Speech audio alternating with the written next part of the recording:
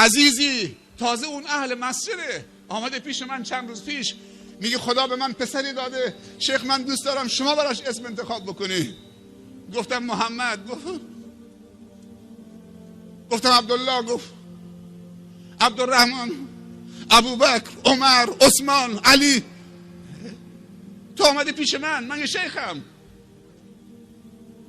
به من میگی اسم انتخاب بکن برای پسرم، بعد میگی اسم قدیمیه، اسم قشنگتر میگی میخوام، اسم قشنگتر، زیباتر. یعنی میخوای بگی که من بگم الکس اسمش بذار؟ چیزی دیگه نمانده که از من الکسو بگیرید. من میگم عبدالله و عبدالرحمن و فلان، میگی نه این کمی قشنگتر. پیامبر صلی الله علیه و سلم میفرمایند احب الاسماء الی الله، محبوب ترین اسم ها نزد خدا دو تا اسم برای پسر، عبدالله و عبدالرحمن. بعد اسامی که با صفت عبودیت باشه، یعنی صفت عبد داشته باشه، نه عبدالعلی، نه عبدالعلی، نه عبدالحسین.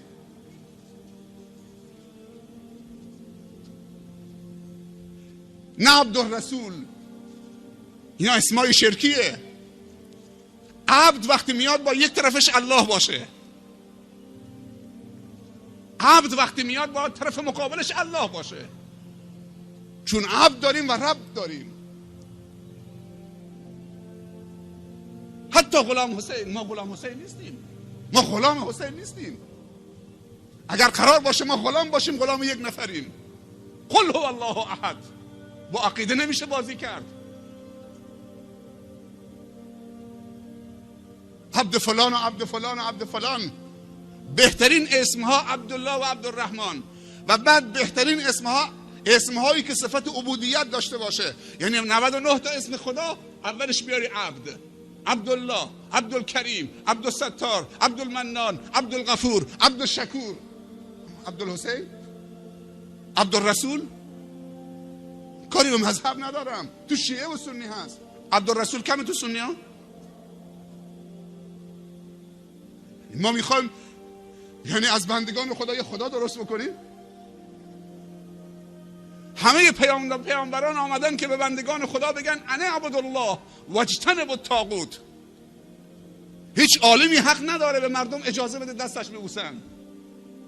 باید این تمام بشه. قدسیت به این معنا نیست. احترام عالم دارید، محبت عالم دارید، دعای خیر میکنید، حمایت میکنید از عالم، اون بحث جداگانه است.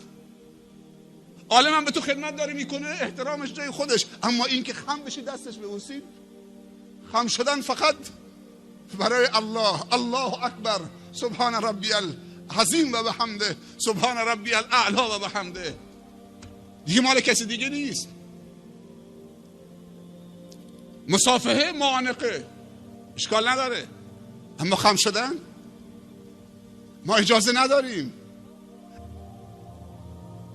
سروران، برادران و خواهران عزیز، شما که جمع شدید اینجا، جمع شدید کلام خدا را بشنوید،